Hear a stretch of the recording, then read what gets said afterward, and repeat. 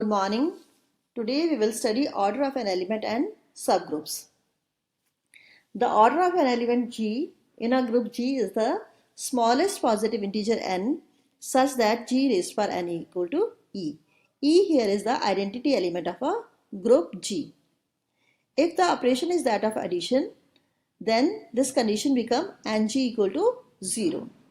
0 is the identity element of group G, and in this case coefficient of G is called the order of an element G in a group G. If we cannot find a positive integer n such that G raised to n equal to E or Ng equal to 0 in case of addition, then G has infinite order.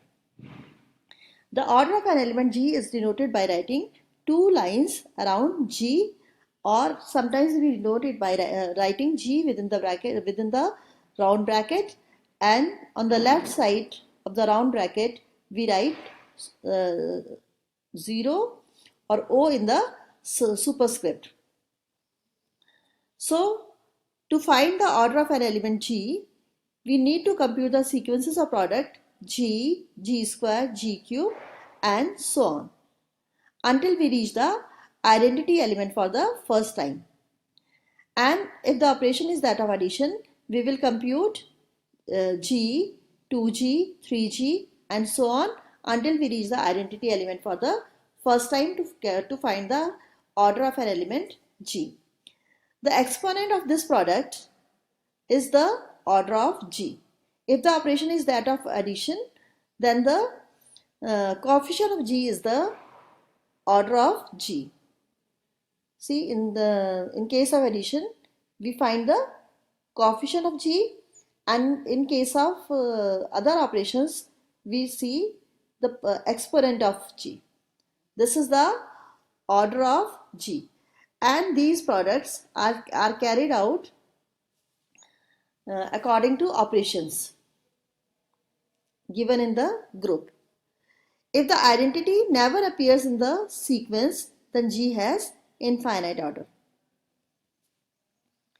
So for example, if we consider a set U15 equal to 1, 2, 4, 7, 8, 11, 13 and 14, U15 is the set of all integers less than 15 which are relatively prime to 15, and we will show that it is a group under multiplication modulo 5. What does relatively prime means? Two integers are said to be relatively prime if there is no integer greater than 1 that divides the both. It means the greatest common divisor of both the element is 1. So we will write the elements which are relatively prime to 15, means which have greatest common divisor with that element with 15 as 1. So I have written 1, 2 and 15 are relatively prime because they are not divisible by any number other than 1. 4 and 15 are relatively prime. 7 and 15 are relatively prime. 8, like I have skipped 9 because in 9 and 15 are divisible by 3.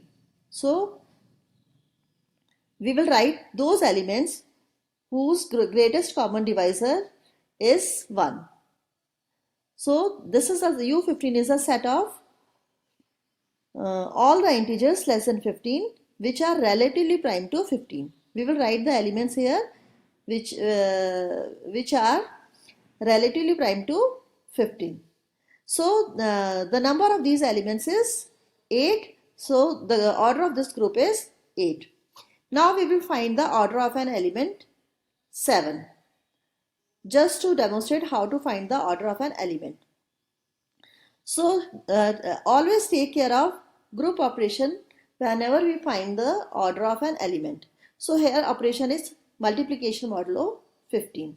So we will compute the sequence like 7 raised to 1. 7 raised to 1 means 7. If we divide it by 15, the remainder is 7 only. Now 7 square. 7 square means 49. If you divide 49 by 15, 15 threes are 45 and the remainder is 4. So I have written 4 here.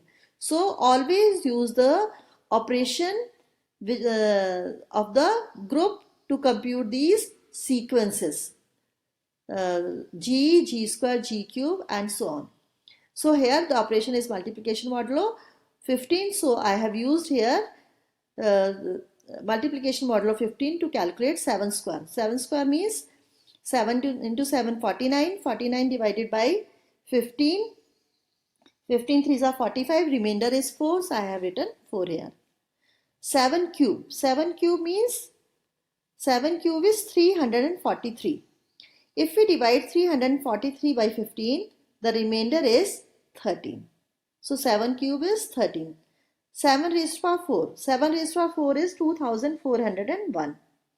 You can calculate these. So if we divide 2401 by 15, the remainder is 1. So we have reached the remainder 1 because 1 is the identity element of this group. One may verify that 1 is the identity element. So 7 raised to power 4 is 1. So order of 7 is 4. Similarly, we can find the order of other elements. Let's check the order of 11 also, so that you understand how to find the order of an element under multiplication modulo 15. So first is 11 raised to power 1. 11 raised to power 1 is 11. If we divide it by 15, the remainder is 11. 11 square. 11 square is 121. 121. If you divide by 15, the remainder will be 1. So we have reached 1, the identity element. So 11 square is 1. Therefore, we can write order of 11 is 2. Similarly, we can obtain order of 1 is 1, order of 2 is 4, order of 4 is 2, order of 8 is 4, order of 13 is 4, order of 14 is 2. This you can calculate following the similar procedure, applying the multiplication modulo 15 as the operation of a group. But you may notice that for elements like 13, 14, it is not so easy to calculate 13, then 13 square, then 13 cube, then 13 raised to power 4 and so on. So here is a trick that makes this calculation easier. Rather than computing the 13, 13 square, 13 cube, 13, 14, 13 raised to power 4, we may observe that 13 is equal to minus 2 mod 15. Because if we divide by 13 by 15, the remainder is minus 2.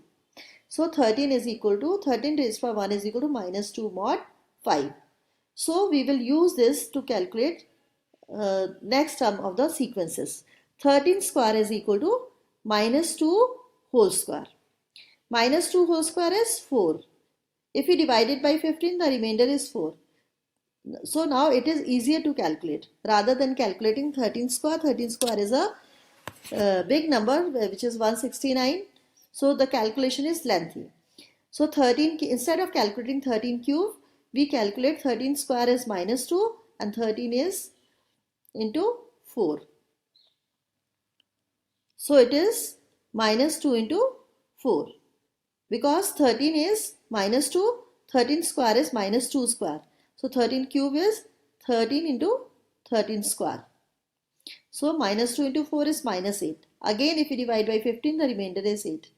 13, 4. 13 4 raised to power 4 means 13 is minus 2 and 13 cube is minus 8. So minus 2 into minus 8 is minus 16.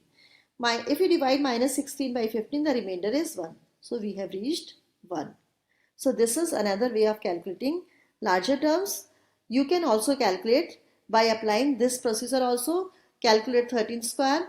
13 square will be 169 divided by 15. You will get the remainder. Similarly, you can calculate 13 cube divided by 15. You will get the remainder. Calculate 13 raised to 4. Then divided by 15. You will get the remainder and keep writing the remainders in front of the sequences unless you reach the identity element, which is 1 here. So this is the way how to calculate the order of elements of the group U15 under multiplication modulo 15. Now consider another group. Z10 under additional modulo 10. This is the set of integers and the operation is additional modulo 10.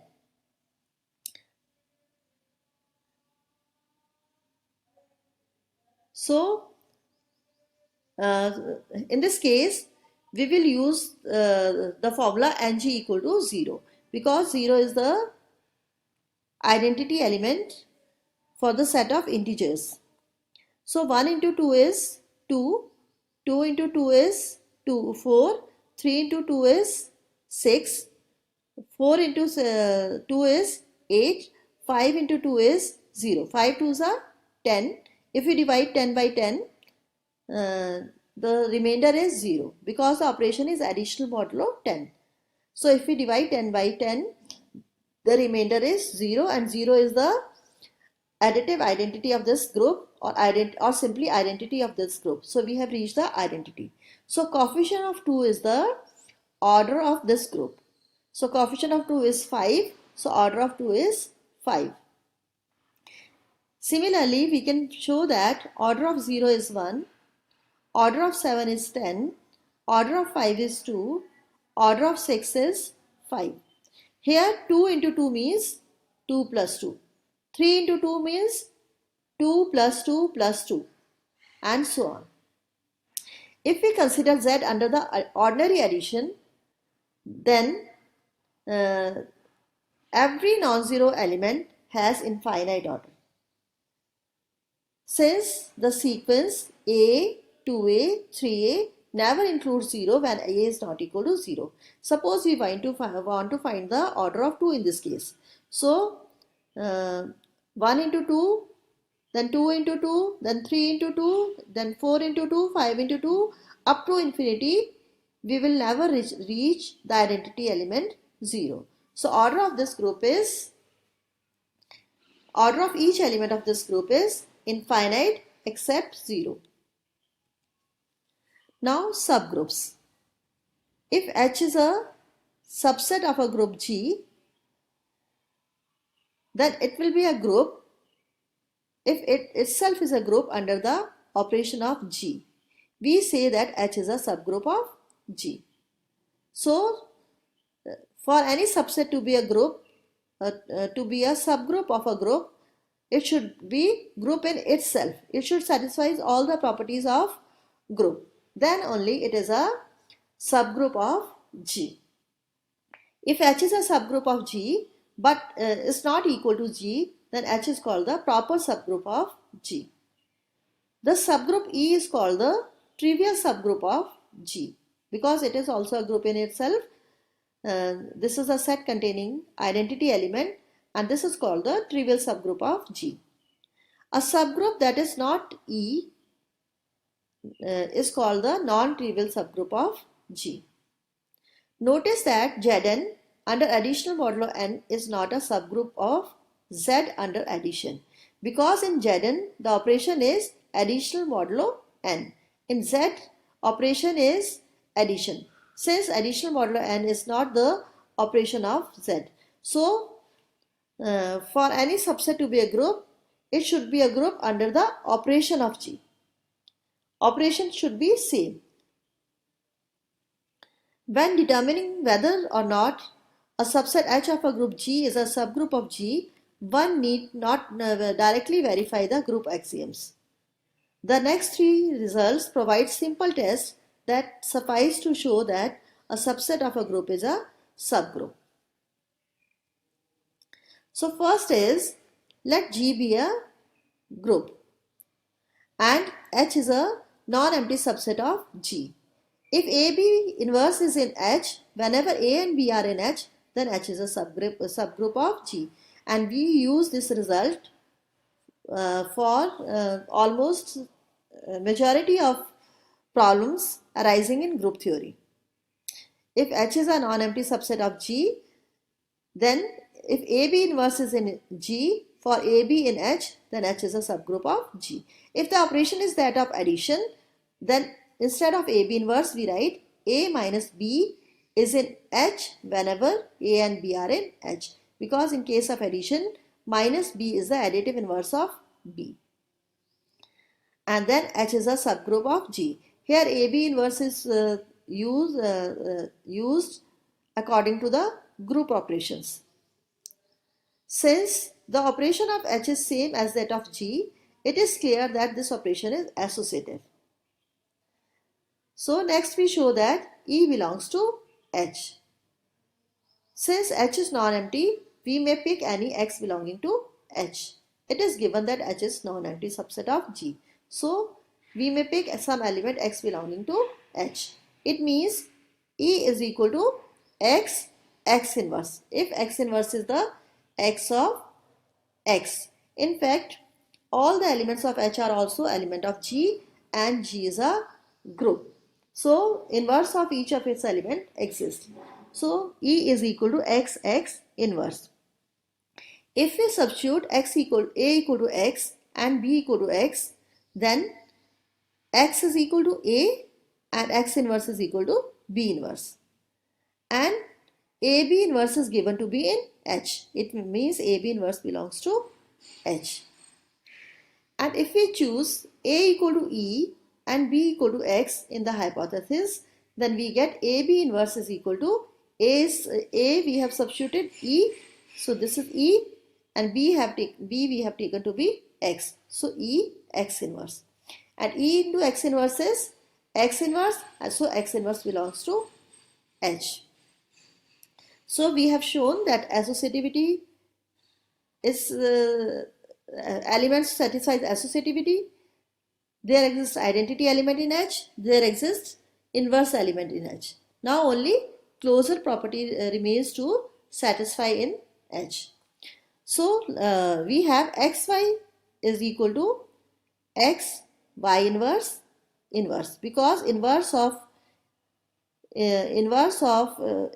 is the element itself. Inverse of y inverse is y itself. This we have studied in the properties of group. So xy is equal to x y inverse. We have substituted, if we substitute x equal to a and b equal to y inverse, here x equal to a, b equal to y inverse, because we have shown that x inverse belongs to H. So we can substitute b equal to y inverse. Then we get a b inverse because y inverse is b. So a b inverse, but it is given that a b inverse is in H. So a b inverse belongs to H. A b inverse is nothing but xy. It is equal to xy. It means xy belongs to H. So it means H is closed under the given operation, means xy belongs to H for all xy belonging to H. Hence H is a subgroup of G.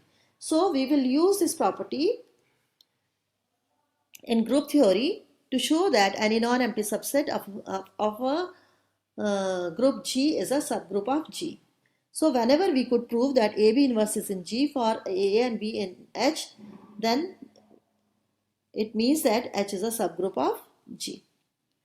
Now suppose we are given any non-empty subset of a group G and we wish to prove that it is a subgroup of that group. Then we will follow some steps. First of all, we will identify the property P that distinguishes the elements of H. That is, identify the defining condition.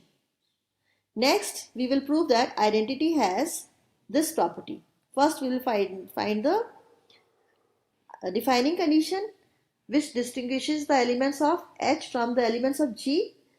Then we will prove that the identity has this property, and this will verify that H is non-empty.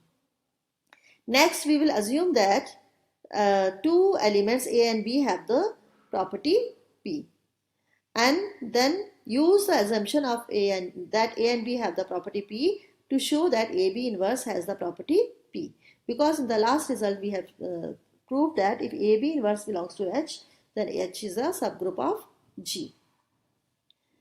So we will demonstrate these steps by means of one example. Let G be an abelian group with identity E. then H is equal to X belonging to G such that X square equal to E is a subgroup of G. So we are given a set H which consists of elements of G for which X square equal to E.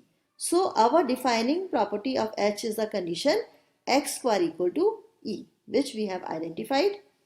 So first we note that E square is always equal to E because E is the identity element of a group G. So E square is equal to H, and because E square is E, it is the element of G because it satisfies this condition. So H is non-empty. Now we assume that A and B belongs to H. If A and B are in H, it means A square equal to E and B square equal to E because elements of H are defined like this. Finally, we must show that AB inverse square equal to E. Let's see. Since G is abelian, AB inverse whole square is equal to AB inverse into AB inverse. In case of abelian, B inverse A is always equal to AB inverse. So B inverse A can be written as AB inverse. So it means AB inverse means A into A, B inverse means B inverse whole square. So A square B inverse whole square. And B inverse whole square can be written as B square inverse. A square is E, B square is also E, so E inverse. Inverse of identity element is the identity itself. So E into E is nothing but E. So AB inverse whole square is also identity element, and this satisfies this condition. Therefore AB inverse belongs to H. It means H is a subgroup of G. So here we have used the condition that if H is a non-empty subset of a group G and AB inverse belongs to H, whenever AB belongs to H, then H is a subgroup of G. And we have followed the steps which we discussed in the last slide. So steps involved in proving the non-empty subset of a group G to be a subgroup of G. In many cases, a subgroup will consist of all elements that have a particular form. Then the property P is that of the elements that have that particular form. This is illustrated in the following example. Let G be a abelian group under the multiplication with identity E, and H is defined as X square such that X belongs to G and this is a subgroup of G. Here H is the set of all squares. See, it is H is equal to X square such that X belongs to G. It means H is a set of all squares of the elements of G. So here the property P is that the elements have the particular form. So we have identified the condition. The particular form means that is H is the set of elements, squares of elements of G. Since E square equal to E, as we discussed in last case also, E belongs to H. Next, let A square and B square belongs to H. And this also we have discussed in the last example also. This is the case is similar. So A square equal to E and B square equal to E. Since G is abelian, we may write A square B square inverse equal to AB inverse whole square belonging to H. Hence H is a subgroup of G. This I have written in short because in detail we have discussed in last example. Only here the defining condition is bit different. In that case, the group was defined as X belonging to G such that X square equal to E. Here H is the set of all the H is a set of square of elements of G. Let G be a group and H be a non-empty subset of G. If AB is in H whenever A and B are in H, And A inverse is in H. Whenever A is in H, then H is subgroup of G. If AB is in H, whenever A and B are in H, we call this as H is closed under the operation of a group. If A inverse is in H, we call this as H is closed under taking inverses. So in the last result, we have seen that H will be a subgroup of G. It is already given to be non-empty if AB inverse belongs to H whenever AB belongs to H. So we will use that result to prove this theorem. So it suffices to show that AB belongs to H implies AB inverse belongs to H. So we suppose that A and B belongs to H. Since H is closed under taking inverses, therefore B inverse belongs to H. Because B is in H, therefore B inverse also belongs to H. We are given that H is closed under taking inverses. Also, A is the element of H, B inverse is also the element of H, and it is given that H is closed under the operation. Therefore, AB inverse belongs to H by closure under the multiplication. It means we have proved that AB inverse belongs to H. H is a subgroup of G. Sometimes we also use this property to prove that any subset of G is a subgroup of G. This condition states the elements of H should be closed under the group operation, and it should be closed under taking inverses. So on applying this result to prove any subset of a group to be a subgroup, we proceed exactly in the previous case, except we use the assumption that A and B have the property P to prove that AB has the property P and A inverse has the property P. So only this part is different. So this we have learned that how to prove that any subset, non-empty subset of a group is a subgroup. So how do we prove that subset of a group is not a subgroup? Here there are three possible ways, any one of which guarantees that subset is not a subgroup. First of all, show that identity is not in the set. Second, exhibit an element of the set whose inverse is not in the set. Third, exhibit two elements of the set whose product is not in the set, means it does not satisfy closure exam. If we could prove any one of these conditions, then it means that subset of a group is not a subgroup. For example, let G be a group of non-zero real numbers under multiplication. Let H is equal to X belonging to G such that X is equal to 1 or X is irrational. Either it is 1 or it is irrational. This is our defining condition. And K is equal to X belonging to G for X greater than or equal to 1. So this is the K is the set of those elements of G which are greater than or equal to 1. Then H is not a subgroup of G because H is the set of elements for which X equal to 1 or X is irrational.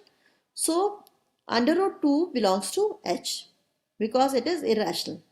But under root 2 into under root 2 is equal to 2. But 2 does not belong to H because it consists of either 1 or irrational numbers. So 2 does not belong to H. It means it is not, closure axiom is not satisfied by the elements of H. So H is not a subgroup of G.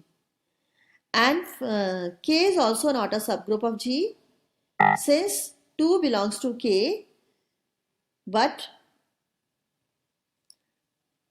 2 inverse does not belong to K because 2 inverse is 1 upon 2 and K is the set of all the elements of G which are greater than or equal to 1. So 1 upon 2 does not belong to K. So K is not a subgroup of G. So when dealing with finite groups, it is easier to use the following result also. We have done 2 results earlier and now this is the third one. Let H be a non-empty finite subset of a group G. If H is closed under the operation of G, then H is a subgroup of G. So here we need only to prove that A inverse belongs to H whenever A belongs to H, because it is given that H is closed under the operation of G. So using previous result, in the previous result there were two conditions for any subset to be a group, that either it is closed under operation group operation, and it is closed under taking inverses. So in this case it is already given that H is closed under the operation of G. Now we will prove that A inverse H belongs to H whenever A belongs to H. If A is equal to E, then A inverse is equal to A, because inverse of identity element is the identity element itself, and the proof is complete. If A is not equal to E, then consider the sequence A square, A cube, and so on.